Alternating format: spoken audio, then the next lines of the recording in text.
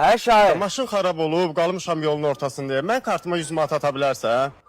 Vallahi Şahin bilmirəm sən dörsən. İndi süni intellektlə o qədər şey çıxardırlar ki, inanmaq da istəyirəm, inanmamaq da istəyirəm. Qalmışam pitəri. Qardaşım. Sən dəqiq qardaş. Görüntüyü aç Şahin, görüntüyü aç, görüm sən. Vallahi Şahin oxşayırsan da, oxşamırsan da, indi inanıb 100 manat ataram sənin kartoya. Sonra mən Allah, vallahi süni intellekt indi o qədər şeylər eləyir ki, inanmaq olmur, qardaş. Şahin, sən mənə dəqiq yerini de, hardasın, özüm gələm ora. Hə, gəl. Ay Sabit, gəl çıx da, qalmışam yolun Şahin, ortasında. sən bu. Reallıdır bu maşınza.